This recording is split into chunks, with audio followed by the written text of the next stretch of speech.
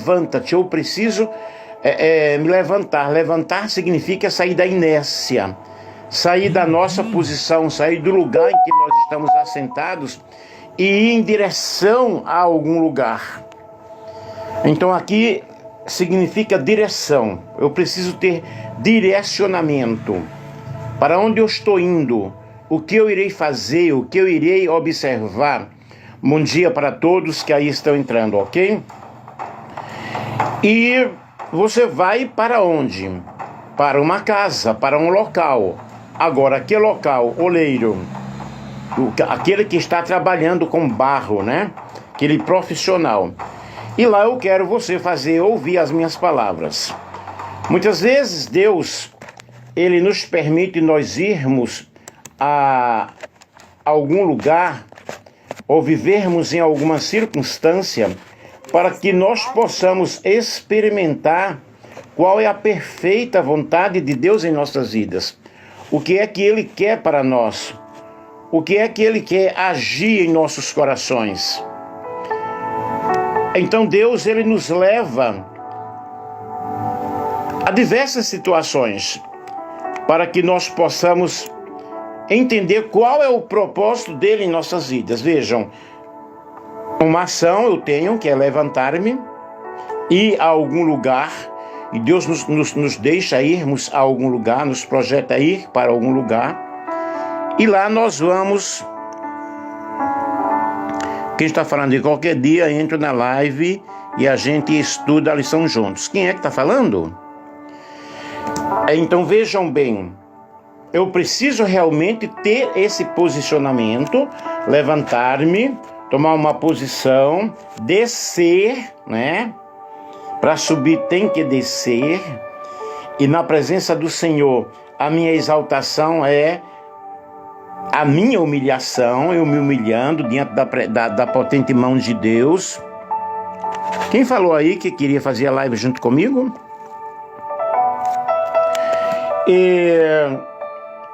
Aí ele desceu, ele observou o que estava acontecendo. Bom dia para todos. Não vou mencionar o nome de vocês aqui para tomar tempo na live, ok? E o vaso quebrou-se. Aonde? Nas mãos do próprio oleiro. Aqui temos esta parábola do oleiro, e Jeremias estava vivendo um momento de muita dificuldade em seu ministério. A nação de Judá estava em muita desobediência, havia dado as costas para Deus, e eles estavam seguindo falsos profetas e adorando outros deuses. Vocês observem que coisa estranha. O povo em desobediência. Inclusive, eu estou estudando cada sábado com os irmãos da Igreja Adventista a lição que fala sobre o amor e a justiça de Deus. E nessa lição aqui está falando sobre o Deus que se ira, o Deus que na realidade ele é compassivo, ele é justo, ele é amoroso, mas que também exerce o seu juízo, exerce a sua justiça. E nós já estudamos, lições maravilhosas neste assunto. Deus ama com generosidade, falando sobre o amor de Deus, já estudamos um amor muito especial, um amor muito grande. Já estudamos sobre a misericórdia, sobre o perdão de Deus, sobre a justiça de Deus, um Deus apaixonado e compassivo, e um Deus que executa o seu juízo. Deixa eu ver aqui a outra lição. A ira do amor divino. E muitas pessoas, elas não entendem porque Deus tem o seu momento de ira, e ele age sobre o indivíduo, age sobre a terra, e diz: Deus não faz isso. Gente, eu tenho que assumir as consequências dos meus atos. E aí estava Judá totalmente em desobediência, e Jeremias, ele foi confrontado com uma tarefa difícil, uma tarefa de pregar, de ensinar, de mostrar. E a função do profeta, na realidade, é destruir aquilo que está mal, pregar o pecado. E os profetas do Antigo Testamento, eles pregavam contra o pecado. É bem diferente da época de hoje, né? E eles teriam que pregar o arrependimento a uma nação inteira, a uma nação rebelde, a uma nação apóstata que havia se desviado da presença do Senhor. Alguém aí está me chamando de meu tio? Ah, não. É uma outra situação aí. E aí, gente, nós vemos aqui algumas lições. Primeiro, Deus, ele é o oleiro, né? Vamos ver aqui essa simbologia do oleiro. E ele tem o poder de moldar a nossa vida, de transformar a nossa vida, de quebrar a nossa vida. A nossa vida está nas mãos de Deus.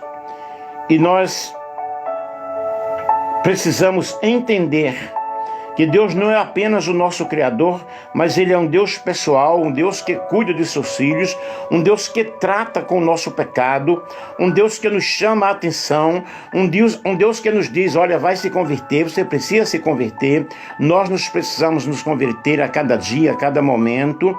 Eu preciso me converter a cada dia, a cada momento. Alguns dias aí eu falei para alguém que precisava se converter e a pessoa achou ruim. Eu não sou convertido? Claro que não.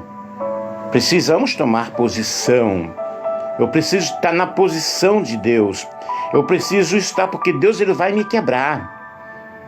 Só que esse quebrar de Deus não é para nos esmagar, não é para nos matar, mas para que nós possamos nos colocar em uma posição correta.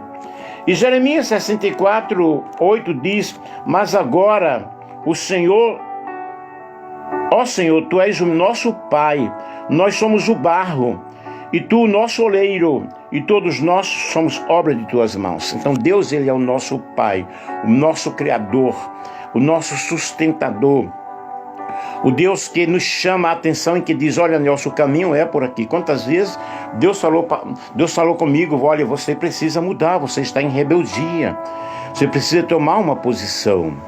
E eu tenho que obedecer a palavra do Senhor, eu tenho que obedecer a palavra de Deus. Portanto, Ele tem todo o poder, Ele é o Todo-Poderoso, o Shaddai. O Deus que está conosco, nos ensinando, nos disciplinando, com amor, com graça e com misericórdia. Então, primeiro aqui, o que eu posso compreender e o que é na realidade a parábola, né? É Deus, Ele é o oleiro. Ele trabalha em nossas vidas. Ele nos muda até de lugar. Ele nos leva até de um lugar para outro, para que nós possamos tomar uma posição espiritual. Compartilhe aí com outras pessoas, pessoal. Quem está gostando aí, manda coraçãozinho aí, tá? E ele sendo oleiro, e ele tendo o poder suficiente para mudar as nossas vidas, ele também tem um plano. E o plano de Deus, assim como o oleiro tem um plano para fazer o vaso, evidentemente vai pensar como vai ser o vaso, a altura do vaso, a cor do vaso, os desenhos que tem que ter o vaso, né? Deus também tem um plano em nossas vidas, um plano todo especial. E Deus vê o produto acabado em sua mente. Quando Deus olha para a minha vida, quando Ele olha para a tua vida, Ele já vê o Nelson pregador, o Nelson missionário, o Nelson pastor, o Nelson professor. Porque na onisciência de Deus, no projeto de Deus, Ele vê tudo, Ele sabe todas as coisas. Mas esse plano que Deus traçou, Deus tem um plano em cada criatura, um plano para todos. Cada um tem uma missão, cada um está neste mundo com um objetivo. Ultimamente a minha missão é justamente fazer lives e mais lives, aproveitando o tempo que eu tenho, né? E agora eu estou com tempo para estar fazendo lives e levando o amor de Deus para o coração das pessoas. Muitas vidas têm sido alcançadas, muitas vidas têm sido transformadas. Evidentemente, a palavra que sai da minha boca é a palavra de Deus ao teu coração. Eu sou o profeta Nelson, E Deus, ele tem assim nos dado algumas estratégias, e aqueles que obedecerem, evidentemente serão felizes. Deus é realmente o produto acabado na mente dele. E quando vemos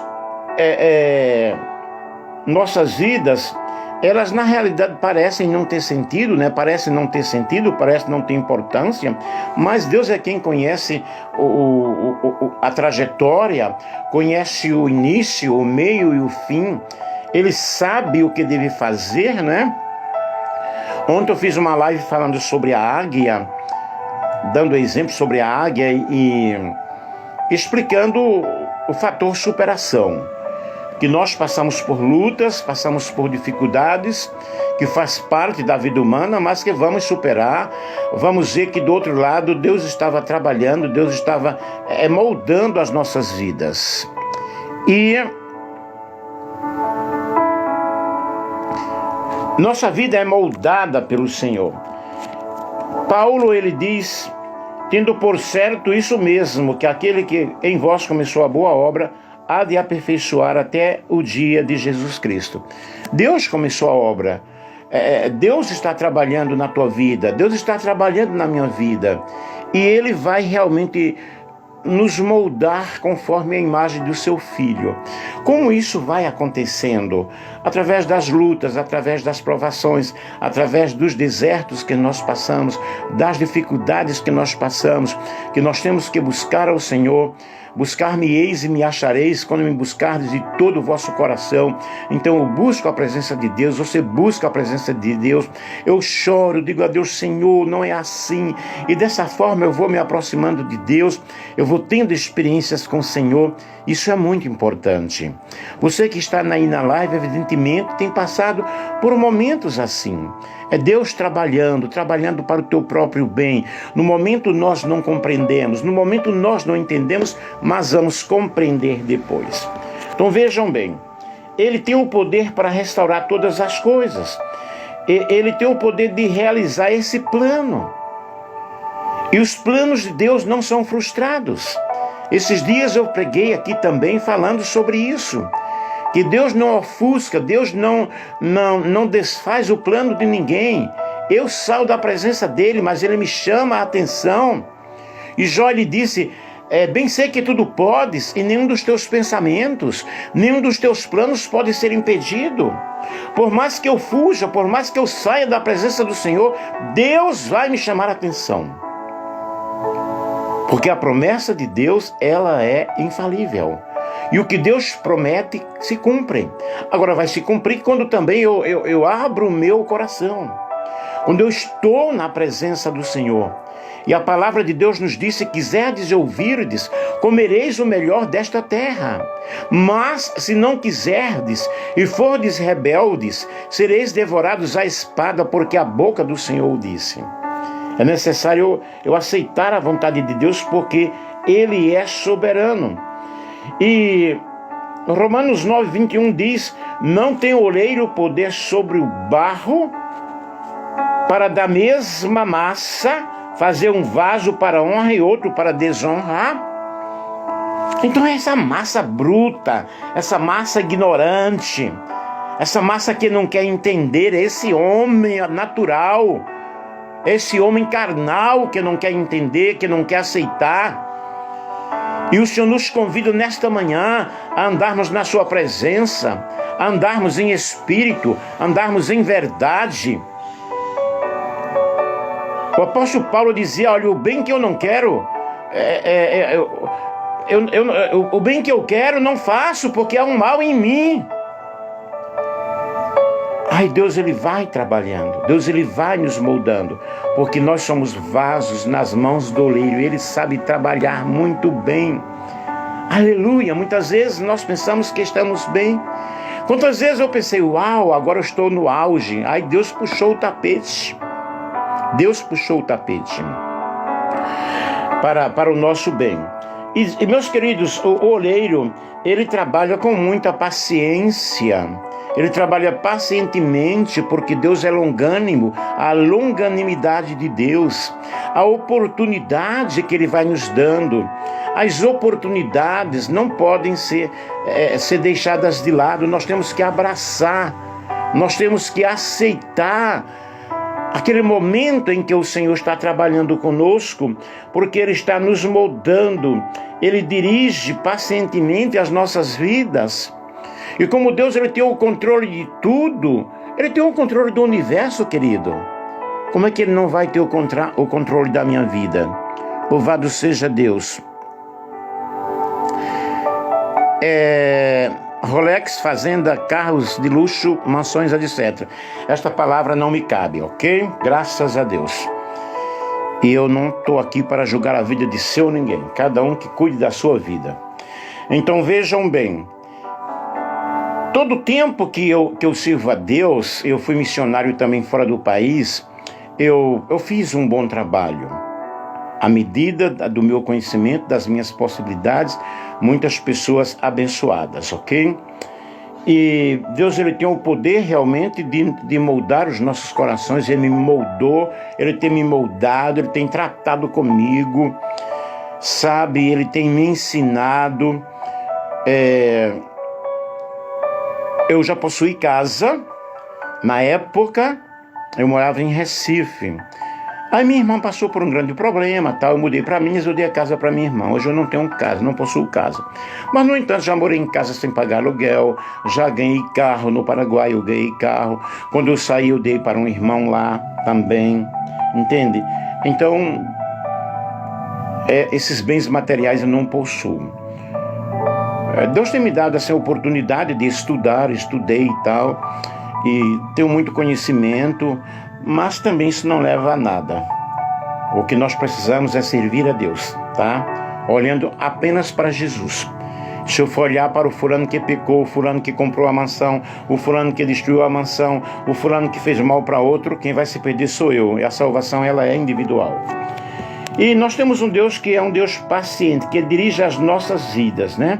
Dirige de uma forma toda especial. Por exemplo, nós temos Abraão. Deus trabalhou muito na vida de Abraão, moldou a vida de Abraão. Abraão, pai de multidões, né? O nosso pai da fé. Deus trabalhou na vida de José do Egito. José, ele foi injustiçado pelos seus próprios irmãos, foi jogado lá na cisterna, passou por tantas provações, esteve na casa de Potifar, mas Deus estava trabalhando, moldando José, para José ser governador do Egito. E aquele José, que antes foi maltratado, né, injuriado, caluniado, foi ele que deu sustento à sua família. Então muitas vezes nós não entendemos o plano de Deus. Muitas vezes não, gente, nós não entendemos nada. E nós temos que suplicar a Deus pela grande misericórdia dele. Porque Deus, ele sabe o melhor, ele sabe onde nos colocar. Nós temos Davi também. Davi, homem segundo o coração de Deus, muito embora desobedeceu. Naquele momento que estava desobedecendo, Deus estava tratando com a vida dele. Porém, Deus tratou com ele, Deus tratou com a família dele. Mas o plano de Deus foi executado na vida de Davi. Nós temos Paulo, né? Paulo, que era o perseguidor da igreja, o perseguidor do povo de Deus. E agora Deus faz Paulo passar por tantas dificuldades, por tantas provações, perigos de rio, perigos na nação, fome, nudez, perigo entre os falsos irmãos. E a Bíblia fala sobre o ministério de Paulo. Mas de perseguidor passou a ser perseguido. E Deus foi moldando a vida de Paulo. E Paulo, quem é Paulo, né? Quem foi Paulo? Como ele viveu? Como Deus tratou com a vida dele? Era um oleiro trabalhando na vida de Paulo.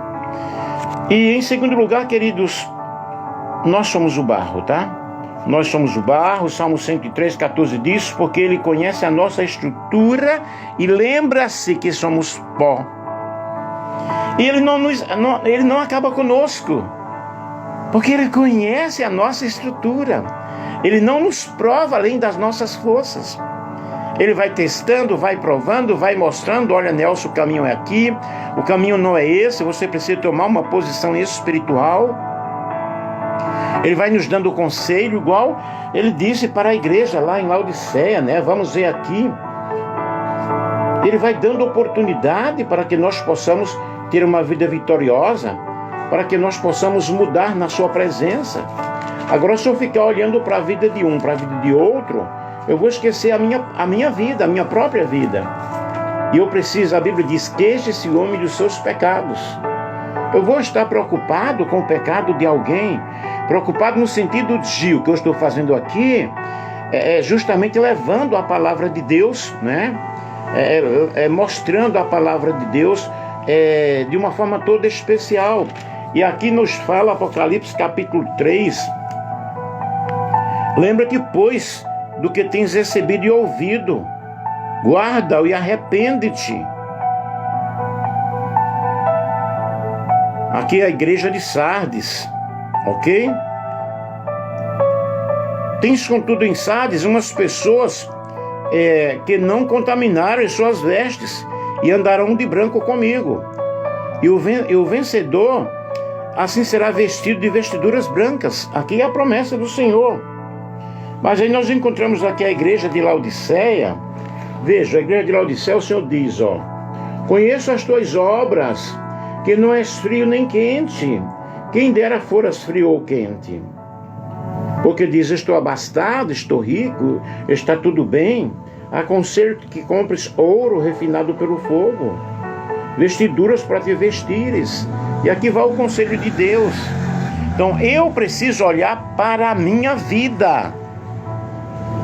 Porque enquanto eu me preocupo com o outro lá que está enriquecendo, com o outro lá que está às vezes fazendo o que não deve fazer, ou fazendo mercadologia da fé, como nosso amigo aí disse, que o que ele falou é verdade, mas eu preciso olhar para a minha vida. Eu preciso olhar para o meu estado. E eu sou barro. Gênesis 2:7 diz, e formou o Senhor o homem do pó da terra. Eu sou pó, eu sou cinza. A minha estrutura ela não é forte, mas Deus ele é forte na minha vida. A argila é pó misturado com água e não tem grande valor em si. A maior qualidade da argila é que ela rende.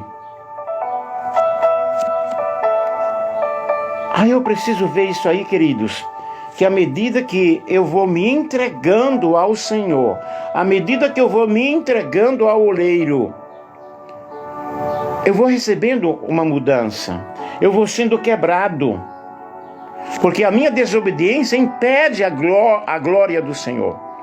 Mas é igual o corinho que diz, eu quero ser, Senhor amado, como vaso nas mãos do oleiro. Quebre a minha vida e faça de novo. Eu quero ser